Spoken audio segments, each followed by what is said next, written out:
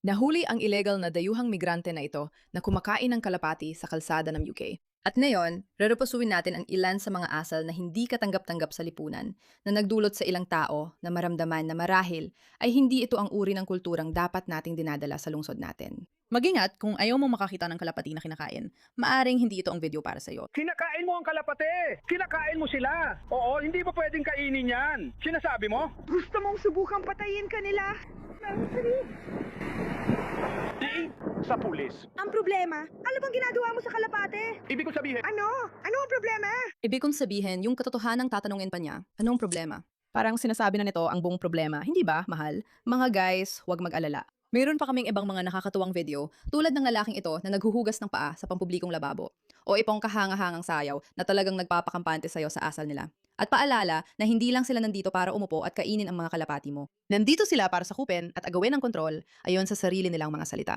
Pero babalikan natin yan mamaya. hindi mo pwedeng kainin ang mga kalapati sa kalsada, mahal. Taga saan ka, pare? Saan ka galing, pare? Kailangan ko ng Bakit mo relo. kailangan, baby? Hindi Malaking siya pwedeng problema ito. mahulog. Si Yani yung munting kakambal! Saan ka galing? Saan ka ba talaga galing? Kayong mga maliliit na demonyo! Namhuhuli ba kayo ng mga ibon at pinapatay sila, ha? Oo, kayo nga! Lumayas ka na! Saan ka galing, pare? Saan ka galing? Saan ka galing? Arike, Ikaw, tarantadong kulot! Si Artyom ako hindi!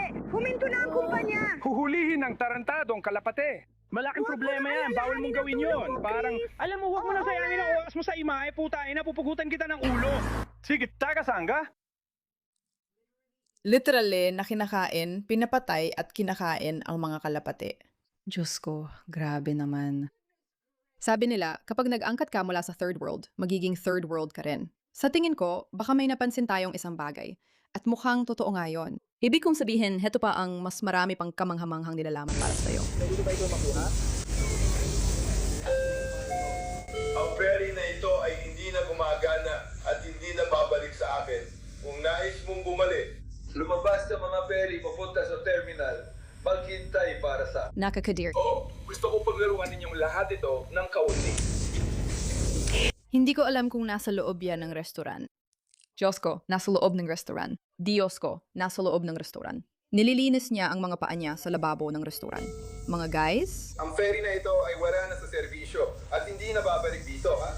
Kung gusto mong bumalik, literal na nasa loob. Sige, ito ay sa Staten Island ferry location. Sa loob ng food section, nililinis niya ang mga paa niya sa lababo.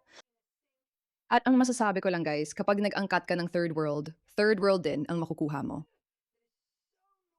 Nakakasuka at hindi malinis yan. At kung iniisip mong UK lang o US lang ang may ganitong problema, nangyayari rin ito sa Roma.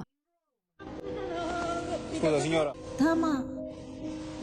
Pasensya na. Pasensya na. Ay, hindi namin ginawa. Kalukuhan yan. Robito, huwag.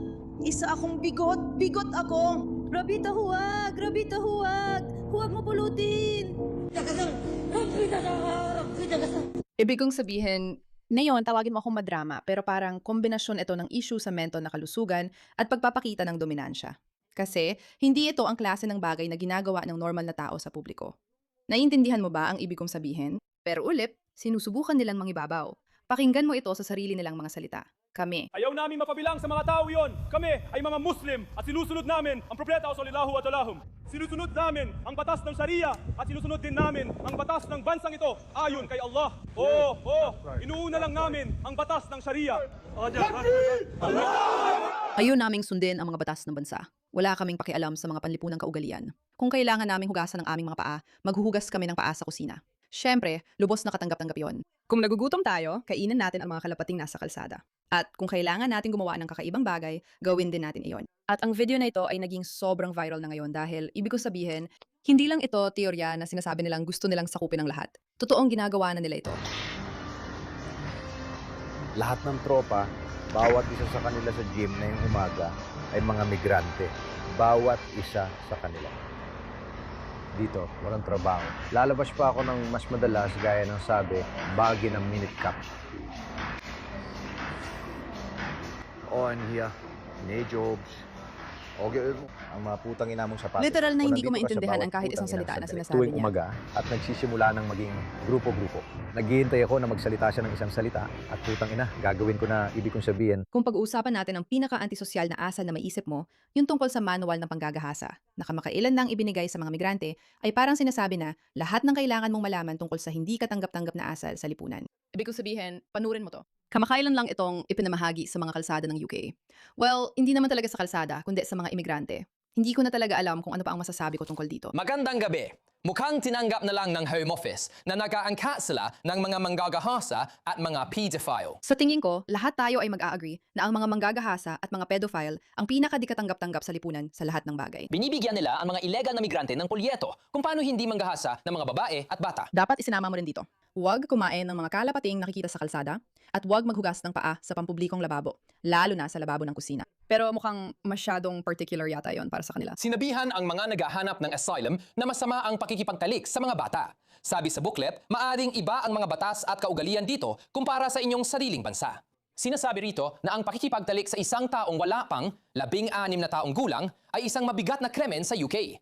Kahit pa pumayag sila, ilegal pa rin ito. Maaring makulong ka, mawalan ng suporta at tirahan, at maaapektuhan ang iyong aplikasyon para sa asylum. Pansinin mo na hindi sinasabi rito na tiyak kang ipapadeport kung gagahasain mo ang isang bata o tiyak na matatanggihan ng iyong asylum claim. Hindi! At ang mga illegal na imigrante ay kailangang ipaliwanag pa kung ano ang ibig sabihin ng panggagahasa. Heto sa UK, parehong tao ay dapat magsabi ng oo sa pakikipagtalik. Ito ay tinatawag na pahintulot. Illegal pa rin ito kahit kasal ka sa kanila o kung dati silang pumayag, pero ngayon ay tumatanggi na. Maaapektuhan nito ang iyong aplikasyon para sa asylum. Ulitin ko, maaapektuhan lang ang iyong aplikasyon para sa asylum. Hindi ka naman tiyak na ipapadeport. Matindi lang namin kukundinahin yan, hindi ba? Sa ilalim ng isang pahina na may pamagat na pagkakapantay-pantay ng kasarian, sinabihan ang mga naghahanap ng asylum na ang mga babae ay maaaring magtrabaho, mag-aral at maglakbay ng malaya nang hindi nangangailangan ng pahintulot mula sa isang lalaki dito sa UK. Isa pang pahina tungkol sa domestic abuse ang nagbababala na maaari kang maaresto o makulong kung gagawa ka ng pisikal o emosyonal na pananakit sa iyong partner. Kailangan pa nilang sabihan na huwag kailanman subukang makipagtalik sa isang taong natutulog, lasing o hindi kayang magbigay ng pahintulot, malinaw naman.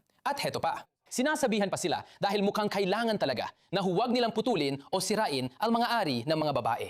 Ito ang klase ng mga taong alam ng Home Office na papunta sa Britanya. At alam mo, pinapaalalahanan pa sila na hindi sila pinapayagang kumuha ng mga sexual na larawan ng isang tao nang walang pahintulot o ipamahagi ang mga sexual na larawang iyon nang walang pahintulot. Tingnan mo, ito na yon. Ito ang ebidensya. Nasa dokumentong ito mismo. Ito ang ebidensya ng ganap na hindi katanggap-tanggap na asal sa lipunan na inaangkat dito. Dahil muli, kung iaangkat mo ang ikatlong mundo, makukuha mo ang ikatlong mundo. Kung mag-aangkat ka ng mga taong naniniwalang pwedeng kainin ng mga kalapating nakikita sa kalsada, kakainin nila ang mga kalapating iyon sa kalsada. At kung mag-aangkat ka ng mga taong iniisip na pwede nilang hugasan ang kanilang mga paa sa lababo ng iyong kusina, gagawin nila iyon. At kung maniniwala silang pwede silang kumuha ng mga larawan o putulin ng ari o makipagtalik sa mga taong natutulog. Makipagtalik sa mga taong natutulog. Alam mo na ang ibig kong sabihin. Sa madaling salita, nagiging katanggap-tanggap ang lahat ng mga bagay na yon kung mag-aangkat ka ng mga taong naniniwalang katanggap-tanggap iyon. Kaya bakit hindi na lang tayo tumigil sa pag-aangkat ng mga taong naniniwalang katanggap-tanggap yon? Hindi ba't ang talino ko? Salamat sa inyong atensyon sa usaping ito.